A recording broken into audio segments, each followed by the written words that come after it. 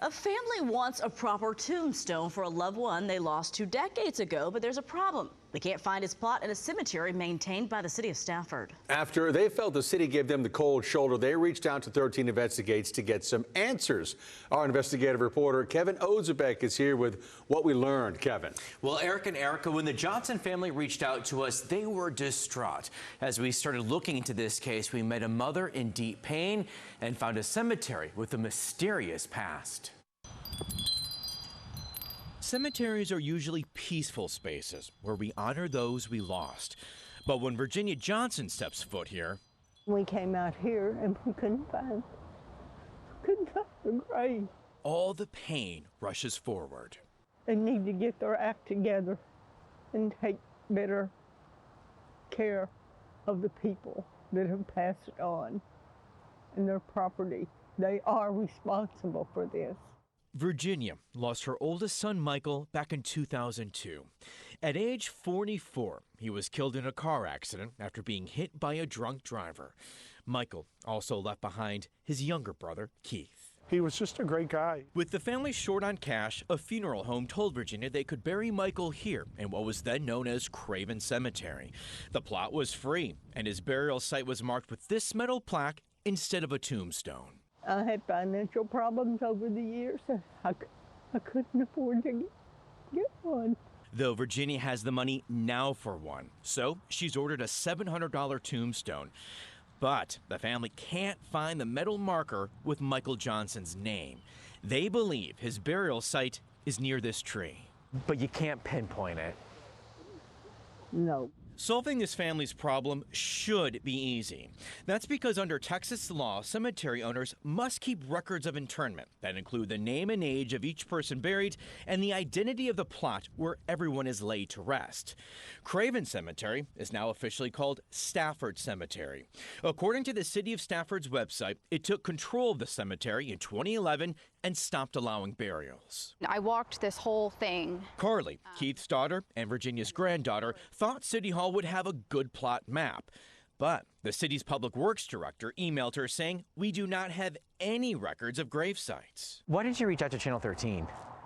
Because we were not getting anywhere. After the Johnson family reached out to us, we wanted to know who was in charge of the cemetery when Michael died 20 years ago. We found this document in the Fort Bend County Clerk of Courts records. It's from 2005 and lists the manager of the cemetery as the City of Stafford. And the county's appraisal district told us records show the City of Stafford as being in care of the cemetery since 9/11/1986. We did not own it, and we did not have any regulations on it. Lawrence Vaccaro was Stafford's public works director up until 2011.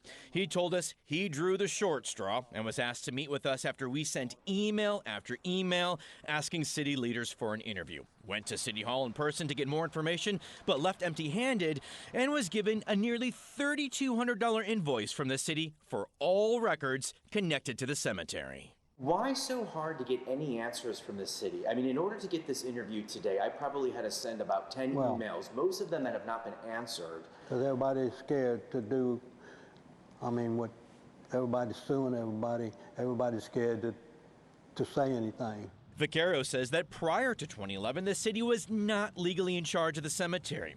He says before then, his crews would mow the grass, but that was only because the cemetery was abandoned. So who was allowing burials there if it was an abandoned cemetery? The funeral homes would just go out there and bury people. This all still leaves the Johnson family without a pinpoint location.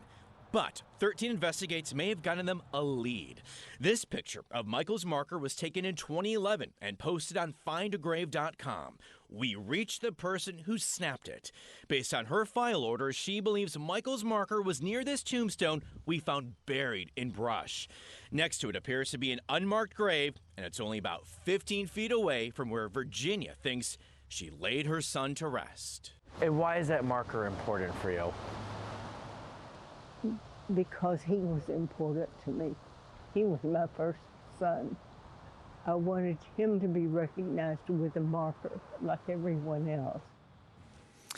Now, the Johnson family took what they learned from this photographer and hired someone who later this month will remove all that brush and search for the marker in that spot. Oh, so frustrating for that family. And of course, they weren't getting any answers at all. So shouldn't it be easy to find the property, because they should have been keeping, records and deeds there?